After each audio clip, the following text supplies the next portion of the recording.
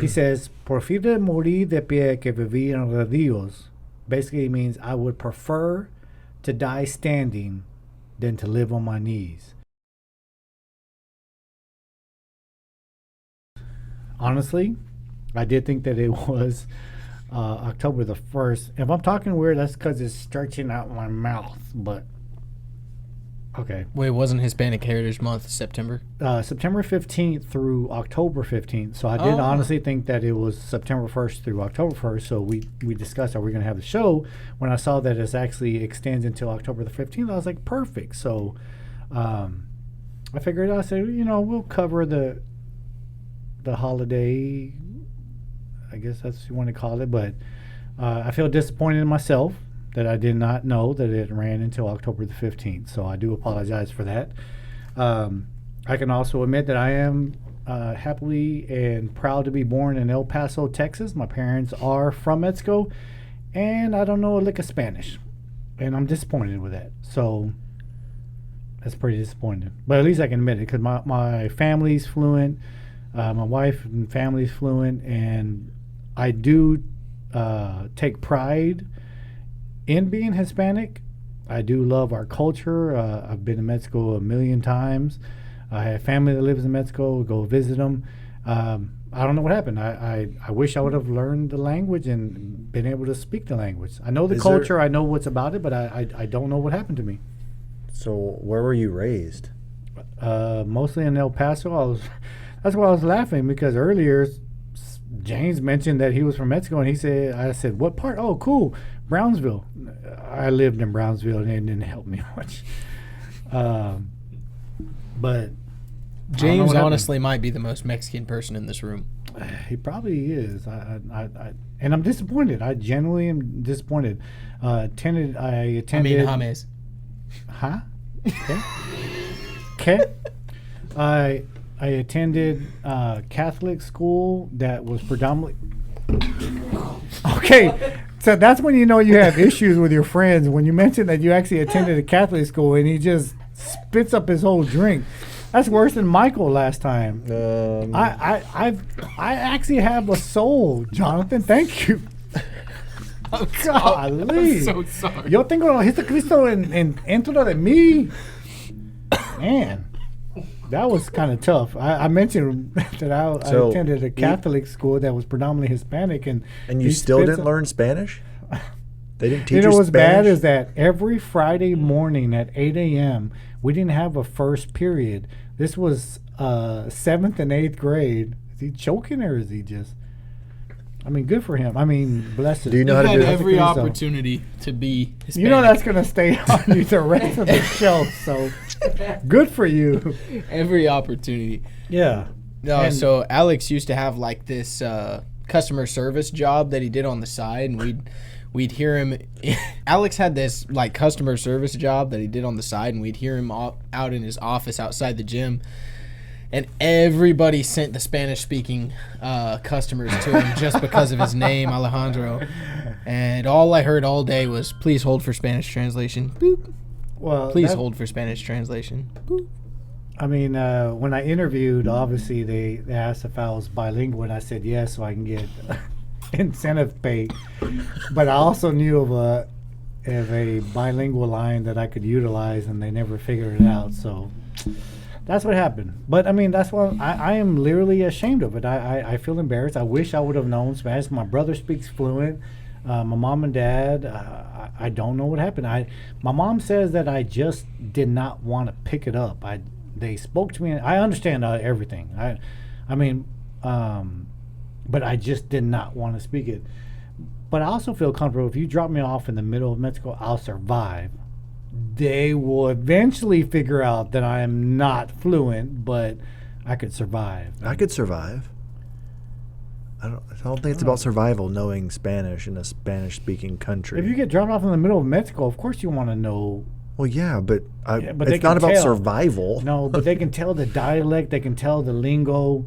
Like, it's different. So you're saying if you don't know Spanish and you go to Mexico, you will die. Yeah, that's my point.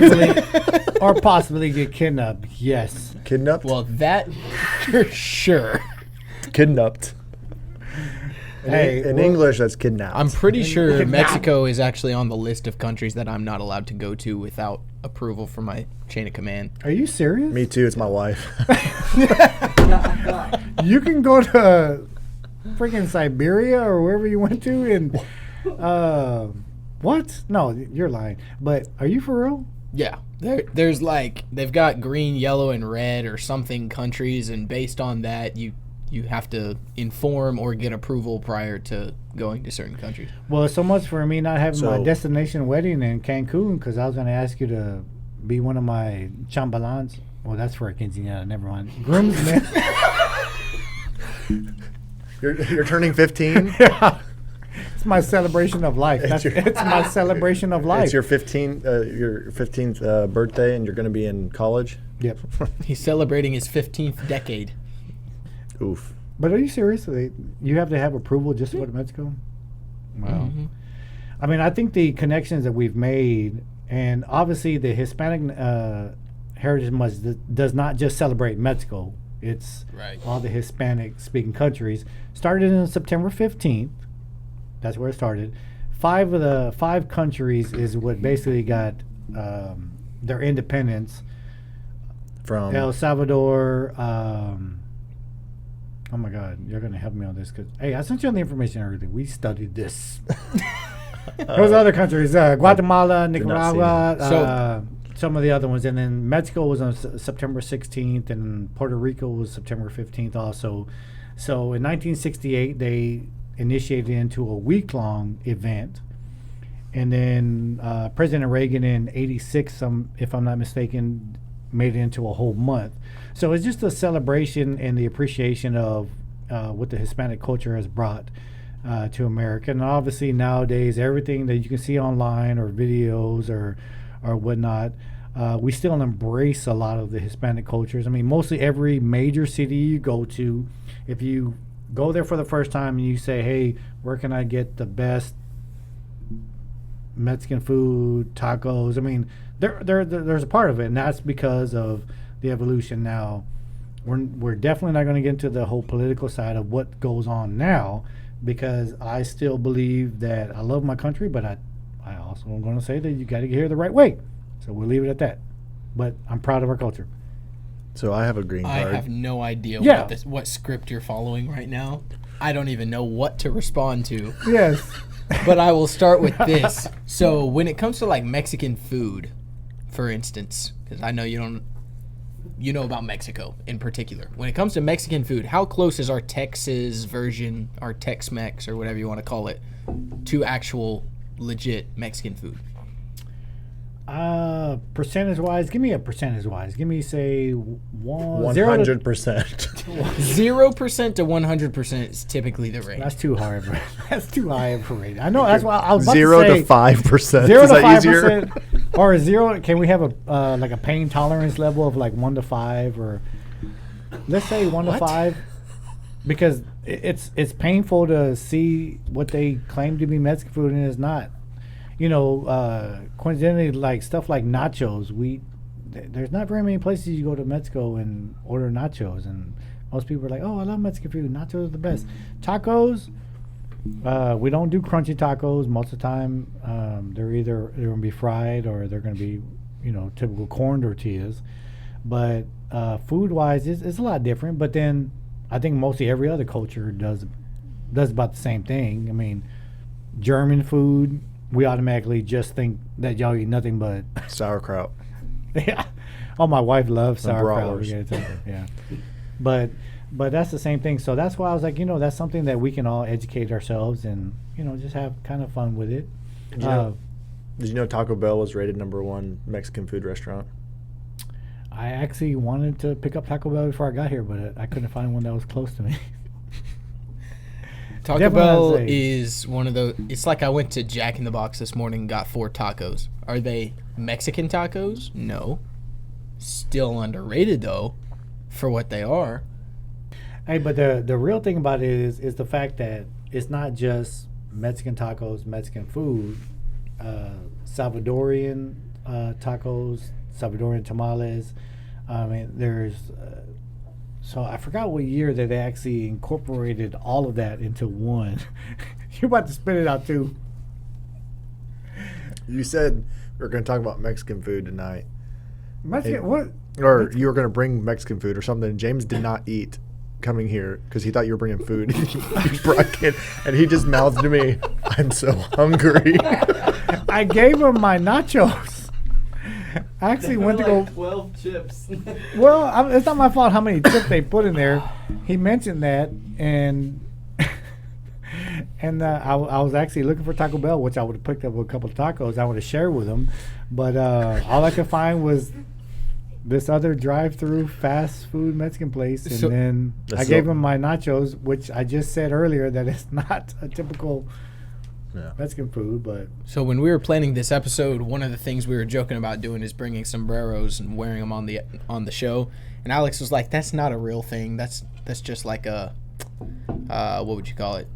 It's like a mascot, or yeah. So how much of what we know of like Mexican culture is kind of in our heads? It's like people think about the U.S. and they think like everybody's wearing like short American flag shorts, like waving their AR-15s everywhere they go, and that's just not 99.999% of America. What is like everyday life in Mexico when you've gone and visited family and spent time there? Like, how much different is it than maybe our perception?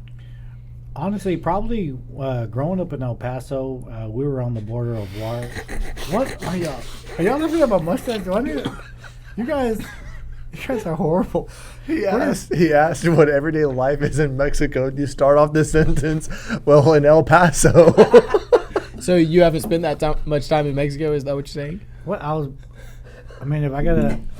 so confused. That's the problem we have right now. That's why I'm gonna take my little piñata and my dulces and go. Growing up in El Paso, Michael, what's it like in Germany? Well, in Fredericksburg, Texas, I know, but El Paso.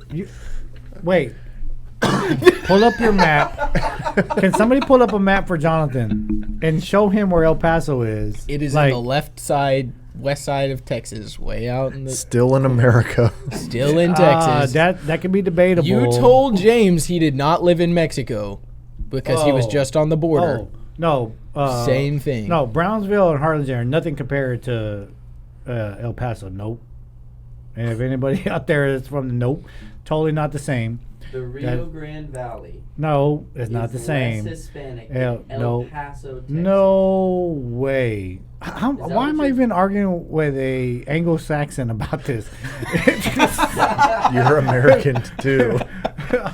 No, I think I was born. I believe I was born in Mexico, but my mom like crossed over real fast. And anyways, but growing up in El Paso, being and going over to Mexico over growing up until I was 16, 17, because there was a point that I stopped going.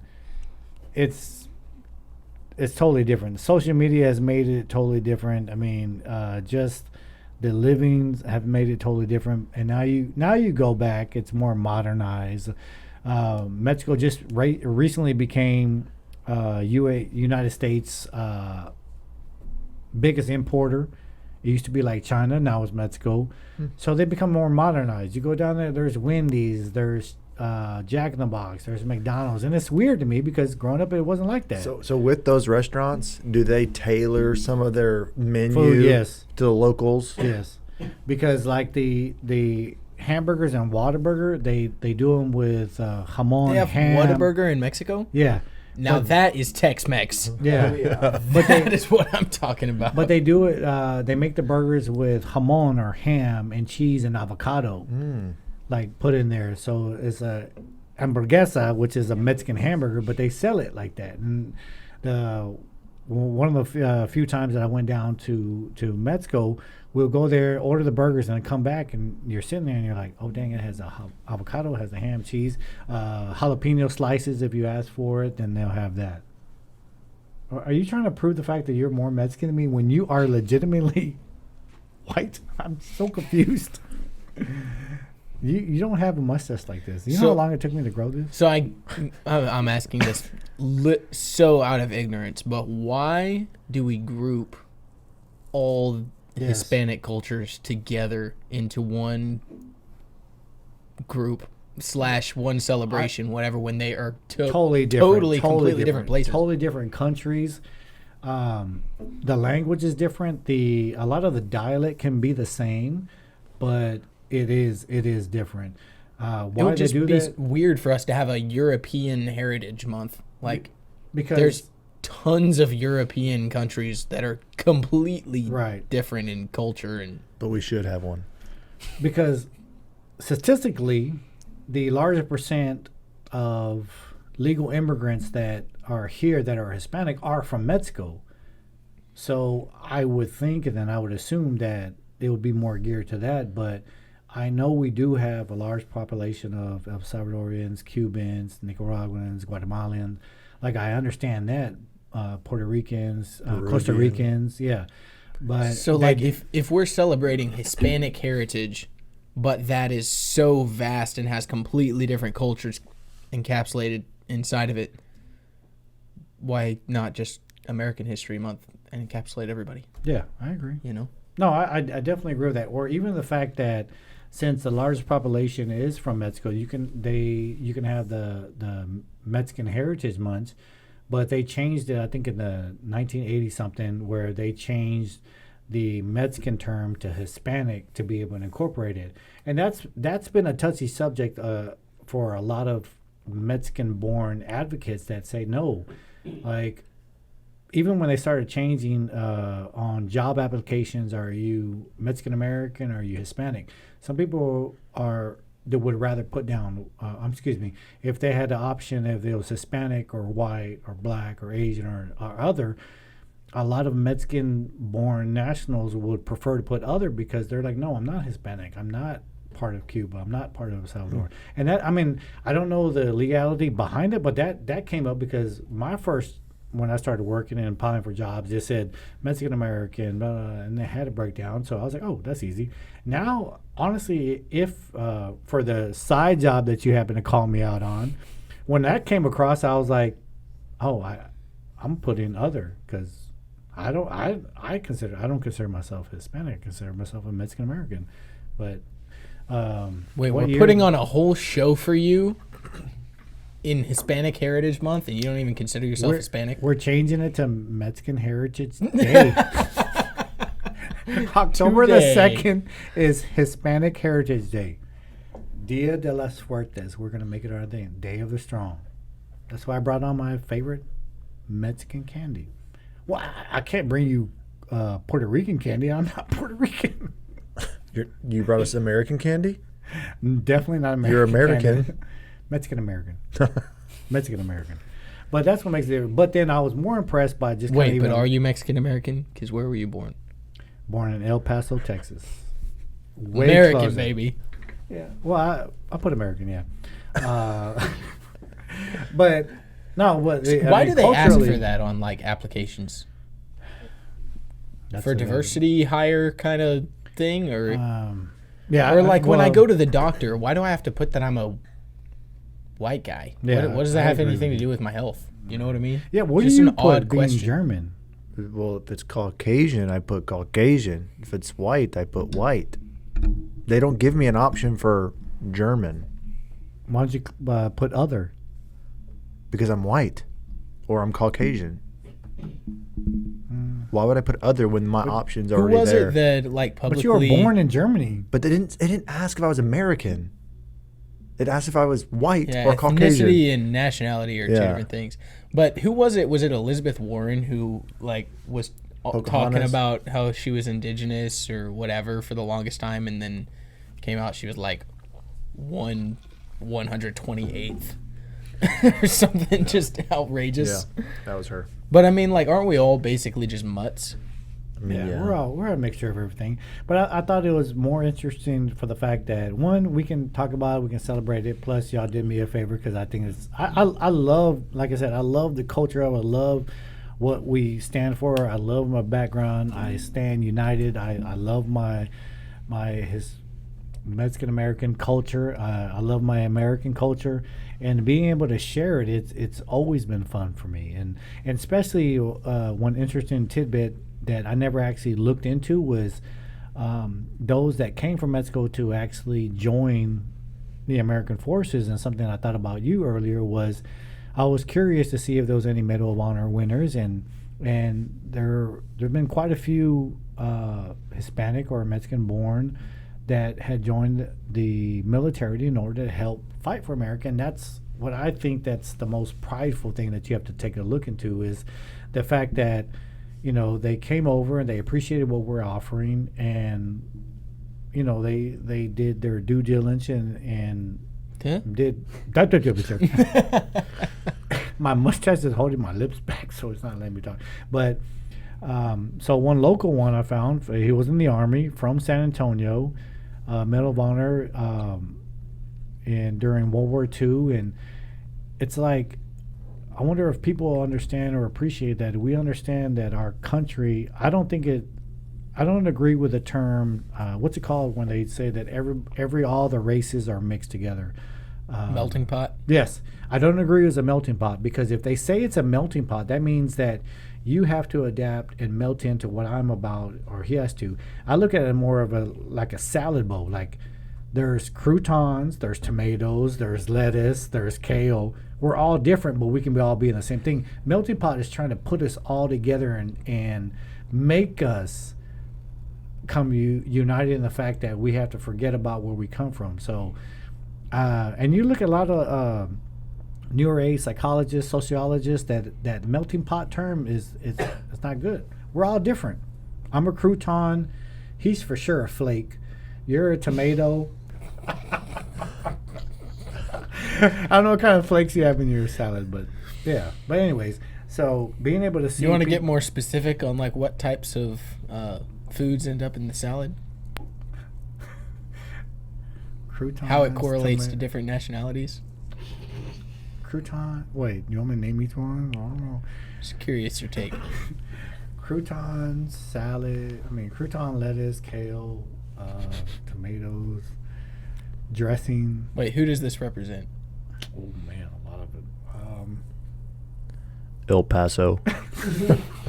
Salsa, because that El Paso salsa is always good. But anyways, but my point is that you know, I appreciate it, and I'm glad that I actually took the time after all these years, as long as this has been around, to actually read up on it. And like I said, I appreciate it, and I want to do more in educating my own self about my own culture.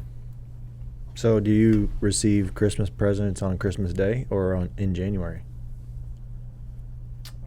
It's both, kind of, but our family tends to celebrate it on Christmas Day. Because I know there's some, like, y'all in Mexico, they do it like on January 6th or something like that. They don't do it on December 25th. Yeah, a lot of the days are different, but typically we do it on Christmas Day. And then even like Dia de los Muertos, which is considered like Halloween, is done, you know, after actual Halloween day. Which, how'd that start? Like, what started that? Honestly, I have no clue. Oh, yeah, I was just thinking to myself, what started Christmas as a holiday? Like, or where did it originate? Because I don't really know. But I mean, the whole Saint Nick thing, is that really what the Christmas tradition? And how did it pick up into other cultures? Because because it's celebrated all over the world. Yeah, it's not like it's a European holiday. Right. Because I know that in some places in Mexico, it's not celebrated. There is no Santa, but then some there are. So whoever Santa. And how did it become a Christian holiday in there somewhere too? Right. And then it became the fact that how whoever Santa's marketing manager was, he did a great job, because people started picking up on it and that man runs the show. But it wasn't like that. I remember when I was a kid, we didn't have necessarily a Santa. We had gifts from the three wise men with Jesus, and you know, it was incorporated into the church philosophy. Wait, the three wise men brought you Christmas gifts? Is that the one that brought gifts? Yes. No, but that was a family tradition for y'all. The three like you had presents marked from we had a baby wise Jesus. man 1 to Alex. Yes, and we had like a baby Jesus, like there, like a doll, and we had to pray to him. And Were you ever in the school play where you were like baby Jesus? No, I was. Yes, I was baby. He was Jesus. swallowed up. I was actually Jesus, and then Were you in 10th grade? What? You know, my mom's really getting mad at me about all that. She was like, "You need to get your dates right. You're making it seem like I raised like the worst kid in the world." But I was Santa for a lot of years. You did say you were a big kid, huh? Yeah, I played Santa, which I thought it was weird because I was like, wait, I thought we don't believe in Santa, but then if the school chooses me to be Santa, you know, I played Santa until I was like 30 years old, but it was different. Why don't you believe in Santa? And then you started working out. No, it became Swole Santa, yeah. Swole But- Santa. Well, it's because I didn't know about it. That's why I said culturally it started changing, and I just thought it was amazing how it just started adapting. I need to help you come up with like some good Christmas merch for the gym. Like we're headed to the North Swole, or That's been done, but okay, another one. Um, Swole Santa and all that. So going back to the food thing for a moment, you know, I ate at a local restaurant that's very Hispanic. It's a hole in the wall, and I love their food. It's not like Tex-Mex or anything of these chains. It's just like a little hole in the wall, and it's really good food. Dos Gallos. Right? Oh yeah, you actually go there? I love Dos Gallos. Really? Yeah, Proud really. of you. Really like it. Hola amigo, ¿cómo estás? Bien. Yeah. ¿Y tú? Very good. Muy bien, gracias. De nada. Okay, so see. I guess what I ate today was not on my healthy regiment diet, and I ate cheese enchiladas. That's what I ate, and I ate chips. You know, my weight in chips and salsa, and I got to thinking, like, when you think about the Mexican food palate, taste, the things they eat, how does that translate over into fitness and being able to eat appropriately? I mean, it sounds like it's very difficult. You fry a lot of things. You have a lot of cheese. I hear some countries in the South, they don't eat a lot of cheese. The Americans add a lot of cheese to it or whatever. But how does that work? I mean, I've always wondered that. Es no bueno. Es no bueno, señor. Comemos mucho. No, it's bad. I mean, if I'm not mistaken, the last time I checked, I mean, almost 60 to 65% of Hispanics, and not saying Hispanics in general, are overweight or obese. Is that in the US? Yes, I do know that the Hispanics have the highest obesity rate in the United States now. We took over, 2 years ago, and that's something that I've always kept an eye on because it's disappointing. It's disheartening.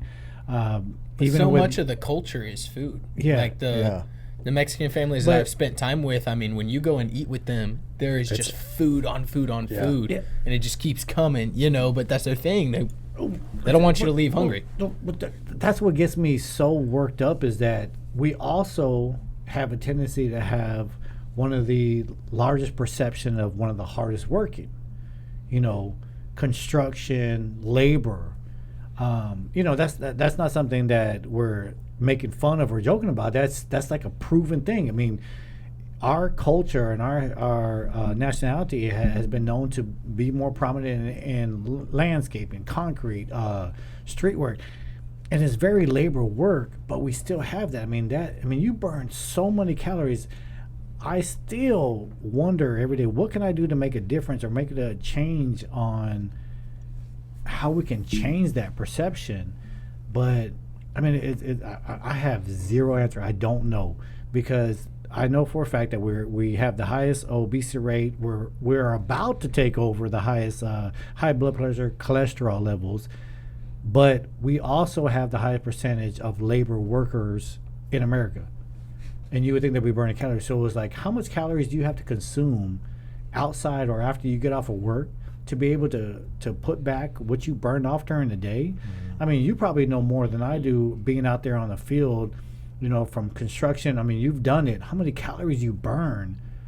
And I'm not the guy actually doing the concrete work. Like I've been out there watching those guys, and I'm telling you, they are some of the hardest working guys you'll ever see. And then it's just like watching a well-oiled machine, like a good crew that works together all the time.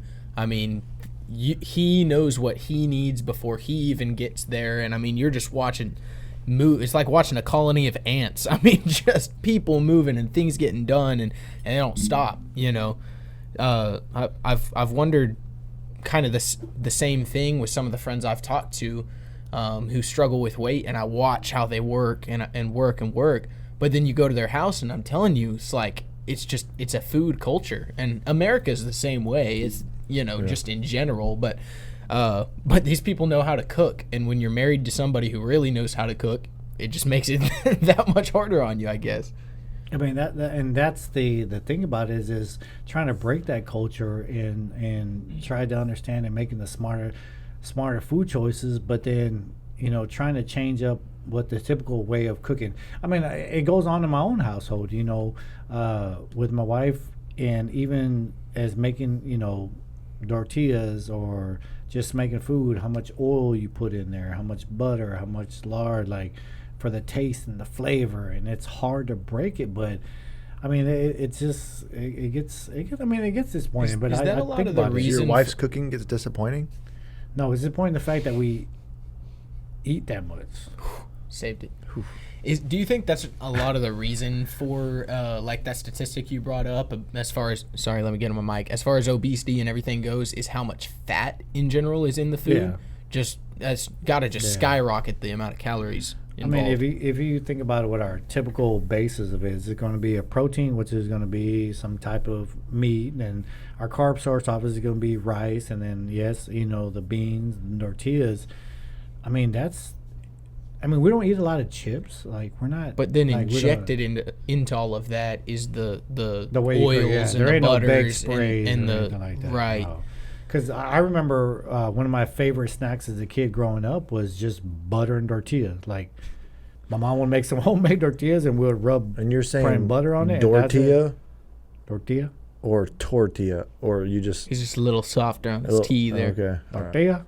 Tortilla with butter. No, but that sounds funny to white people because we think of tortillas you buy at Kroger, but that's not the same thing as a homemade tortilla. Mission or whatever, flour. I can't do those. They make the tortilla, and then we put some butter, and then we roll it up, and that's what we eat as a snack. So talk to us about the natural foods of Mexico. Like, we hear avocados in Mexico, that kind of thing. And I imagine I'm trying to grow an avocado tree here in Houston, Texas, and I'm struggling, But what I envision Mexico being is just a plethora of farmland, and outside the city, obviously. You're not going to have that in the city, just like we don't have it here in Houston. But that's my point. Is like, explain a little bit about some of those natural foods that you get from your land that's Mexico related. Not a lot. Tell us about El Paso. Yeah. Man, El Paso is way more Mexican than Brownsville. Anyways, but surprisingly, we don't have a lot of avocado. Most of the home is going to be anything maize, corn, beans, meat, goat. They raise a lot of goat. They kill a lot of goat. Eat a lot of the goat meat. Not a lot of chicken. A lot of it's going to be beef. And I'm telling you, that's basically the base of a lot of it, and jalapenos and some vegetables. But so most authentic Mexican food is beef or goat based. Beef or goat, barbacoa. It's so interesting because every time I eat Mexican food, I always get chicken. Yeah. So that's not even real Mexican. We never ate a whole lot of chicken. Wonder why? No. Like, why? I mean, that seems like a very easy animal to raise, to multiply, and to harvest. Right. I think it's expensive to maintain. How much chickens. Intake? Yeah. I think to maintain. They eat up all the corn supply. Yeah. I think the cost of maintaining it, because I know for a fact that, even as just last year when we went to Mexico City for a wedding, we were in the downtown area, which is obviously a lot more Americanized, the Starbucks, the McDonald's, and then we ventured off into where the family lived, and now it's more of the traditional. And if you went anywhere, it was literally going to be tacos with meat, with onions, with cilantro, jalapenos, and that was about it, and fruit. So there wasn't a side of chips or anything like that. And that was actually, personally, my first time going, I would say, what I would consider that deep into that part and seeing how it was, even going to the grocery stores and whatnot, and the food is totally different. And I'm like, so we don't get no nachos, no chimichurri sauce or anything like that. So it made it different. But since we're talking about food, and I know we have a few minutes left, we definitely have to celebrate this, because I know last time we did the MREs with Jonathan and testing it. So I said we definitely need to test our Mexican candy eating now, but we have to break the piñata first. So with that said, we've done MREs. We're doing Mexican candy. So I'm going to bring some German food, and we're going to try it. Sauerkraut. When's German Heritage Month? Oh, we celebrate that every day. I think we might have to just create our own. I love German food, but I hope that it's the same kind of food. I mean, it's not like Mexican food, I guess. It's going to be German, not Mexican. What I'm talking about, I'm saying that how Mexican food, how people assume it is Mexican food, but it's really not. Yeah, it's more Tex-Mex.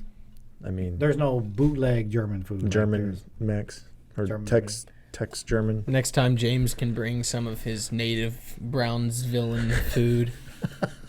You almost did it this time. Yeah. Well, no, before you got here, he was still trying to argue with the fact that was more. Anyways, so who wants to hit our piñata? Look, grab it. So in celebration, I mean, yes, piñatas are important part of it. No, you got to use a knife. Swing a knife. Well, I mean, you're supposed to be blindfolded, but I don't think I want to blindfold you with a knife. So, oh yeah, for sure. I don't want to blindfold you with a knife. So I just you can stab it or hit it. Just hit it, but it moves around. I'm gonna slice your hand. No, well, turn it the other way. Yeah, hit it. Slice my hand open. Oh my God, have you ever not hit a piñata before? Oh, Jesus Christ!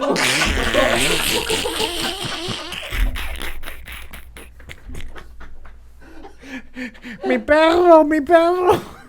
Oh my God. Okay. Well, talk about y'all can actually see everything is live. We did not plan for that. Okay, maybe you should just like stab him and break his leg. Yeah, cut him. Okay. What is happening? Oh. Maybe we just break his leg. Bah. Yeah, here, let me help you. Oh. Yeah, step. There you go. Oh, look, Kenny's coming out. Yay! Haven't y'all ever seen Coco? Yeah. All right. So, don't ask me for any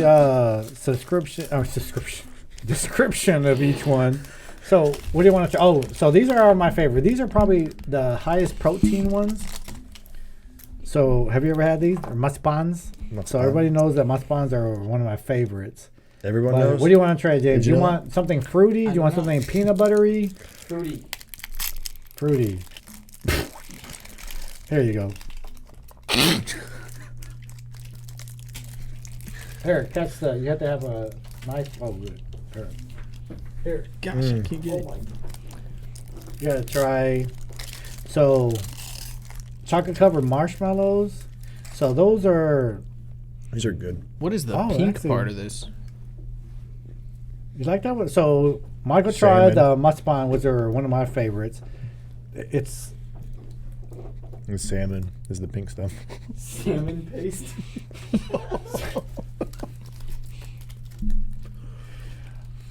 Yeah, you got the De La Rose peanut flavored. It's basically like a peanut cookie, kind of.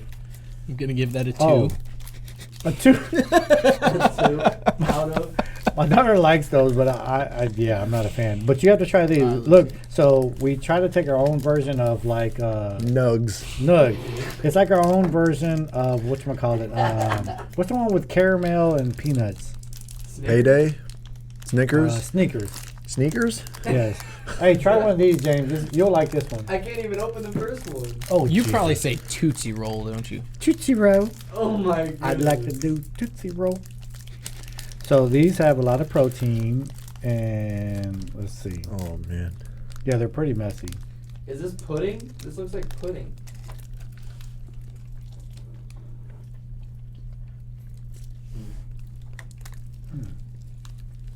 Whoa.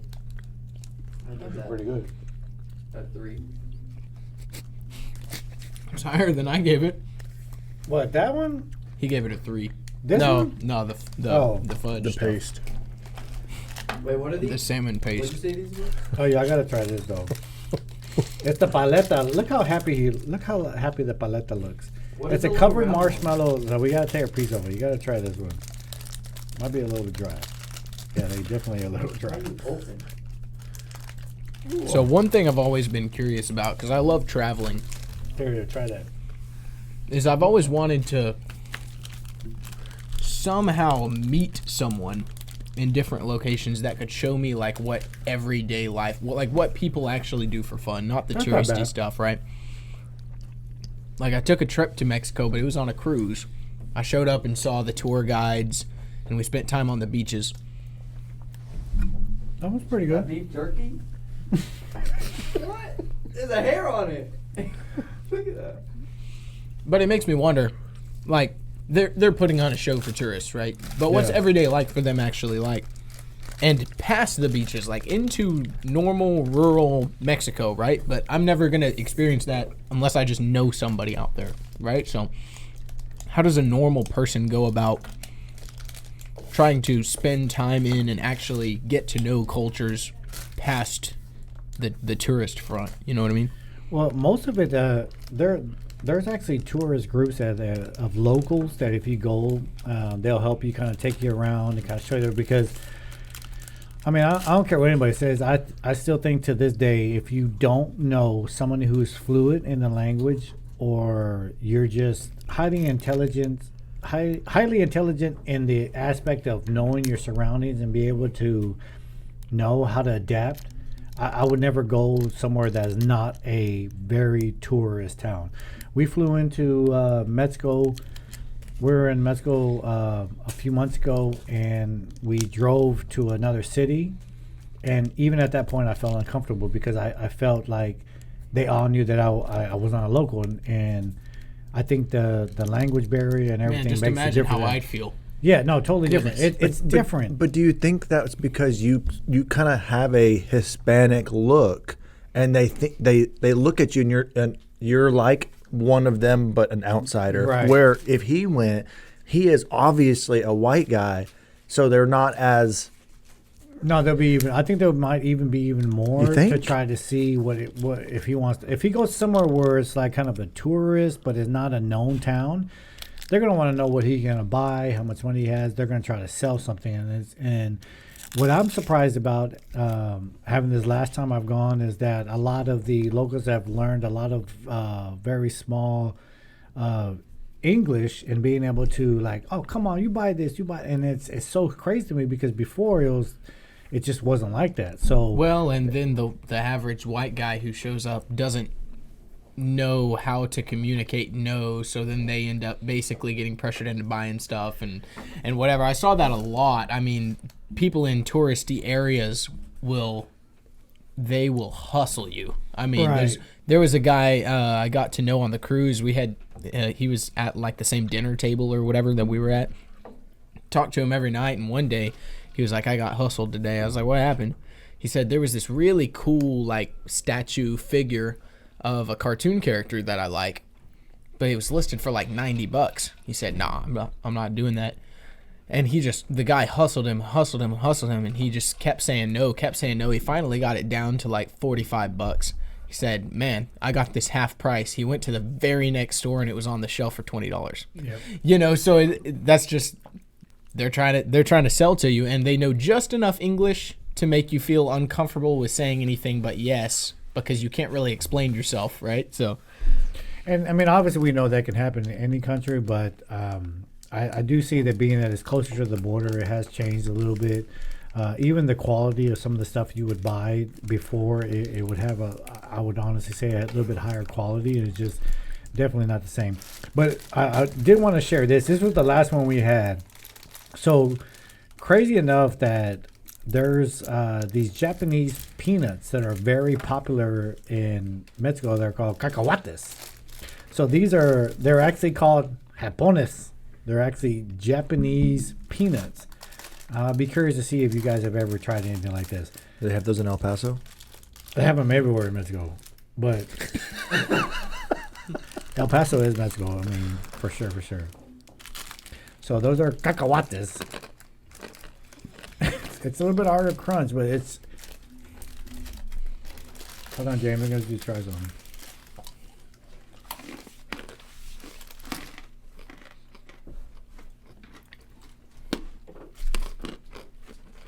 Definitely a different taste than typical peanuts. The hard outer shell is so crazy. Yeah, I mean, they Right. taste like peanuts. They're just hollow. They got like a Spicy. seasoning around them, Like lemon, lemon. and a little bit of pepper. Like chili and pepper. That's the flavor. Yeah, my That's a lot different than lemon. Chili and pepper, lemon. Sorry, I meant chili. Chili, But- pepper, and lemon. that was probably the most because I got all this candy from my daughter's birthday party. We actually had a piñata filled with all of this, but those cacahuates, I mean, I personally don't like them, but it's just like a different. I don't know. It's I just like like a 'em. different. Mm-hmm. But I like Hey. peanuts like a lot. Oh, Well, I like peanut, but that hard outer shell of it, and being that they were from Japan, I'm kind of surprised. what's the But- worst food in Mexico? Like the worst. Tripe, which is basically to me, which is in. Yeah. Yeah, he has it every morning because he's from Bro, you're from El Brownsville. Paso. No, oh my God. No, I've had tripa a lot. What? Seriously, they served it all the time. I Back didn't in like his native country. Your smile looks so painful, bro. It's What playing off is my this? skin. No, you got to try that, man. That is, you need to eat that Oh, I before have you're that. pumped. It's like Hey, I'm about to slap flour. you. What is this?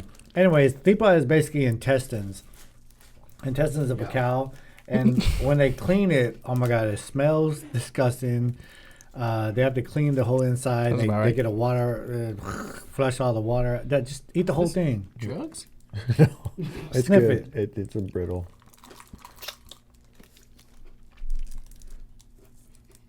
It's like peanut butter. You know what it tastes like? The people. What? It's peanut butter that you put on the hood of your car in the middle of summer and let sit there for a week. What? What? Who does that? No, Nobody, it, but that's what that I think tastes it's like. more of that dry peanut butter that they sell now. What was the one that I ate? That was real good. No, it's the same one, but it's just smaller. Yeah, it's good. These are the midget versions of them. The Alex versions. Yes, these are the bike. Why does this have an apple on it though? They're all the same. Are they- Oh, different brand, Oh, but they're all the same. What Anyhow. about Lucas? Is Lucas a Yeah. real thing in Yeah, Mexico, people or like is it- people like Lucas. Why didn't you bring mentioned that? Oh, it was already all gone. Most people like that He ate the it most. before he got here. Well, and then tamarinda, which is something I think you mentioned that you like the lollipops that had like the little chili on it.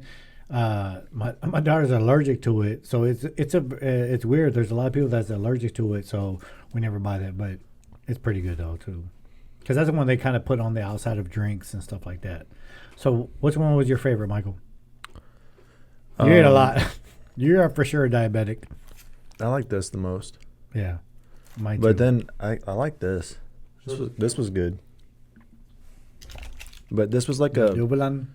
the nugs was like a try to be like Snickers but nugs. You don't think it tasted like Snickers? No.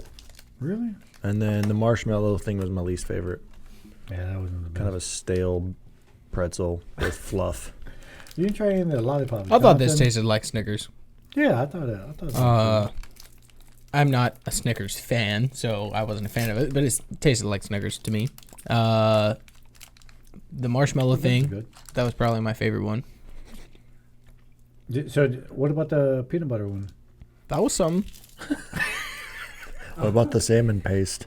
That was probably the worst for for So- sure. I like it. There was a TikTok. What's it called? Duveline. Duveline. So there was a TikTok video that came out a few weeks ago, and they were like, if you want to get your protein intake and you're part of a Hispanic household, they're like, eat one of these. And I was like, I'm gonna have to call BS on that, because I was like, there's no way that these have like 30 grams of protein per each serving. And so obviously I bought a lot of them because I was like, maybe it is true. I don't know because there's never no nutritional ingredients or how to see it. So how do Bro, they? there's a whole nutrition label on here. Well, I can't read Spanish, Jonathan. So Oh, good point. there you go. I could type it into Google Well, Translate. yeah, I'll like. Give me one of them nugs. I've got 5 grams Oh, of. here's cacahuate. But people always think that. What's peso neto? Because there's 5 grams of it. My people have survived for this long eating this, so we're good. But no, the cacahuate is so peanut butter. You know, it's basically peanut butter. So cacahuate is the peanut. So they always say that it has a higher protein intake. But I'm a little leery on that. Definitely not something. Did you not wanna, think to Google it? No, I don't need to Google it. He doesn't know how to spell it. Yeah, cacahuate. No, the protein intake. I mean, I don't believe in the whole peanut protein intake, but You don't like even in America, no, even in El Paso. no. Peanuts literally have protein. Yeah, I don't believe in it. What? They don't have all the essential amino acids that Okay, are like now in a that's protein. true. But if you're Yeah. if it's a part of your diet and you're getting good red meat in your diet, So we can eat a bunch of these, and I'm about to get super swole. Eat that and goat. Yeah. Does Oh goat- yeah. Yeah, goat How has a do you, higher do you eat protein. that with like rare? Do you eat that well done, or how do you eat medium? The goat, Yeah. medium well, or actual well done. Some people like different. Do you how do you have like steaks or do you have ribs or No, it's like shredded. shredded like barbacoa? Yeah, barbacoa. It's Which pretty good though. is how do you goat. eat your chicken? Man, I'm telling you, we don't eat chicken Fried. there, man. And I'm telling you, that's what was so weird that the last time I was in. So not rare?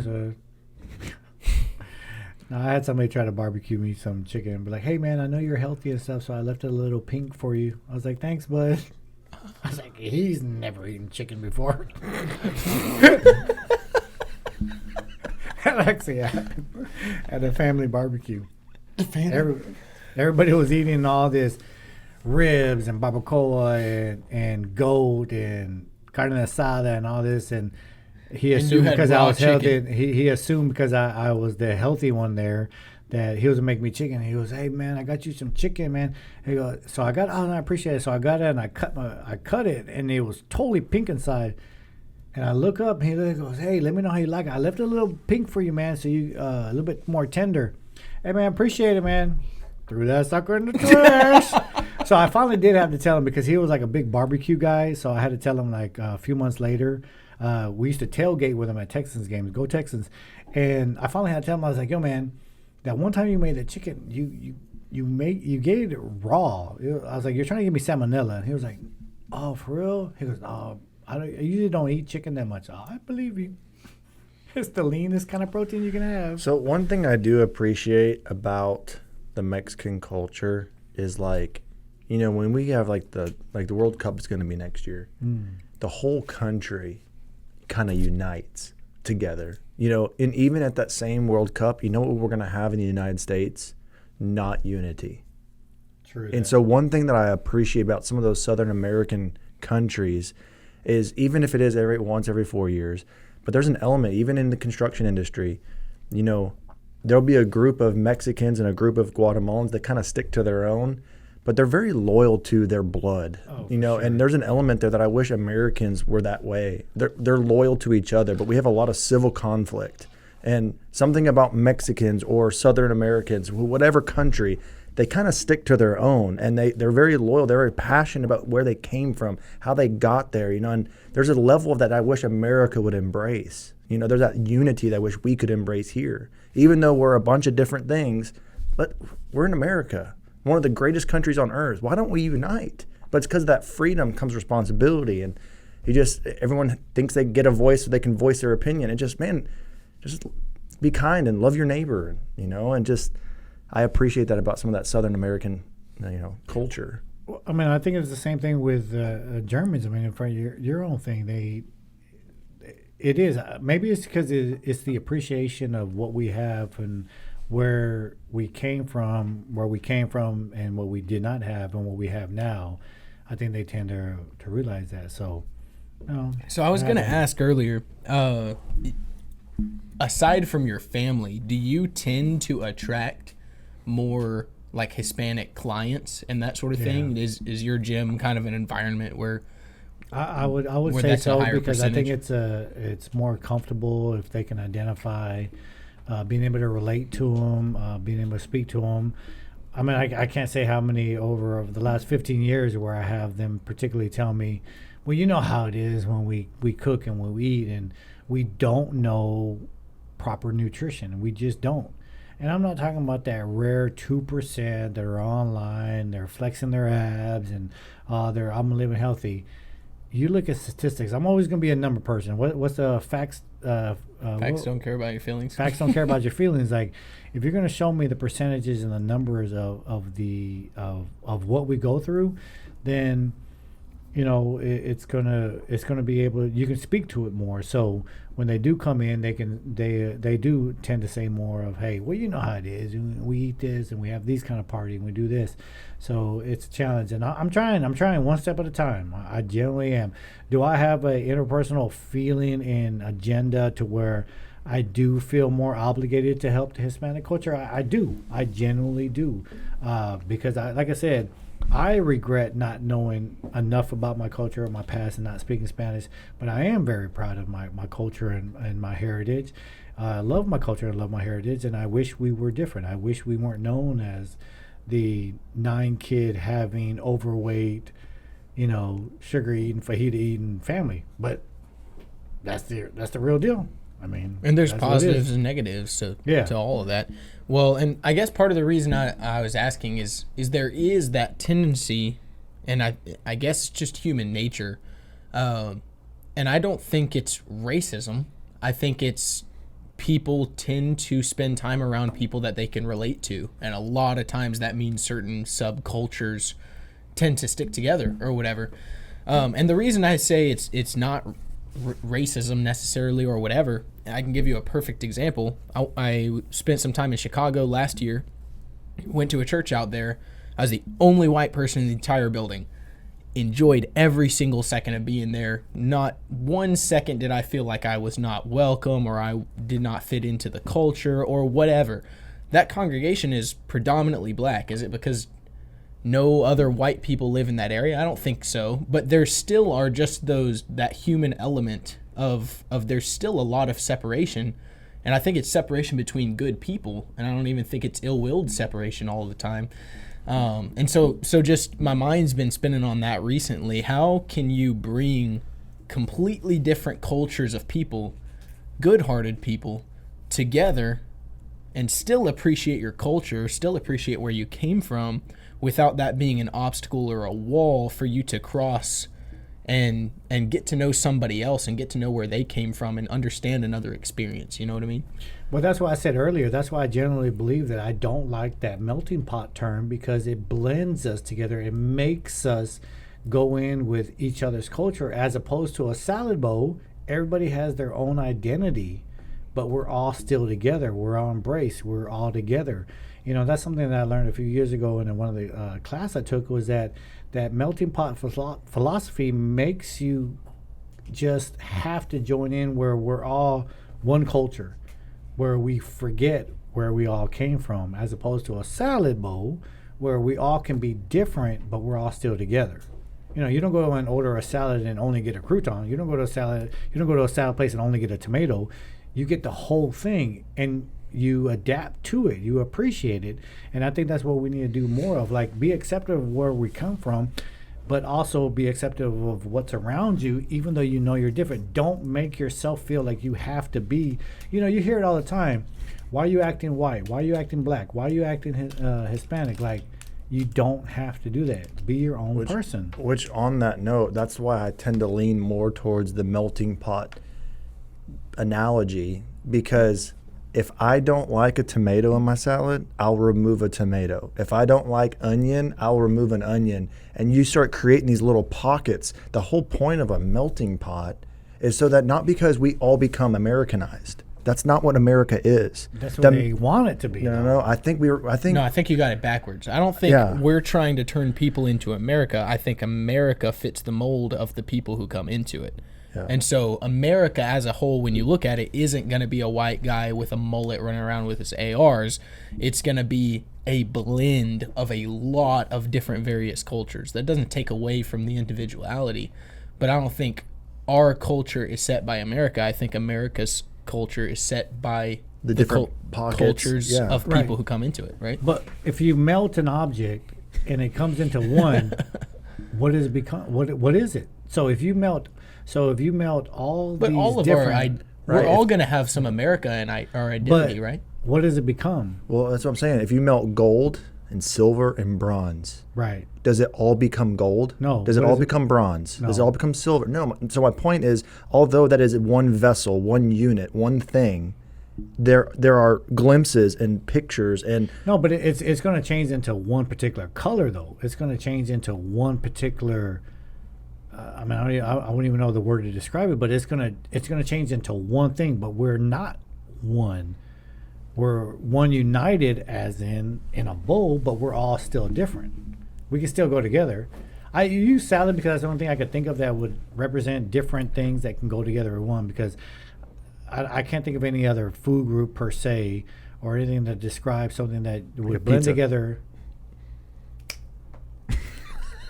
We just created a whole new sociology term.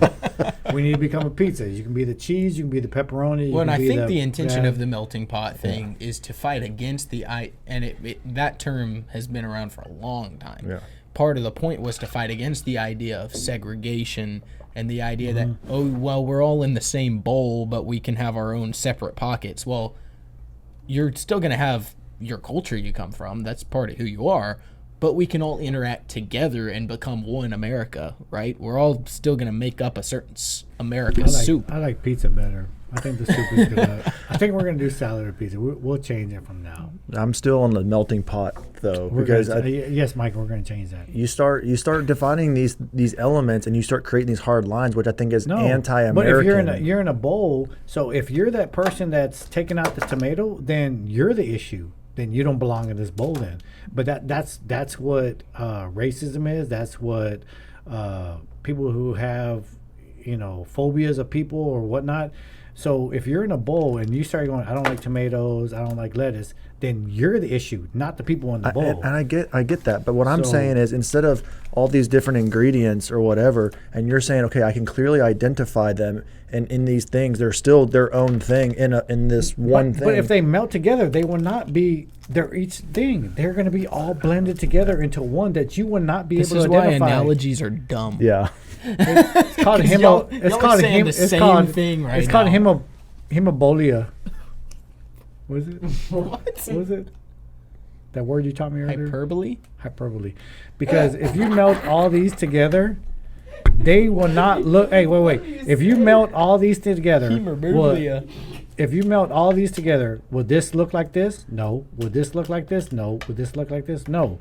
I think So we're that getting that, off the that analogy. no, that takes away from why we're all so If I different. melt the salad, it all look the same too. So Duvalin wants to look like this. Right now, Or- we look like a salad bowl on fire. So the Quaquante- point Quaquante is, the one that we look like need some this. unity. that's my point.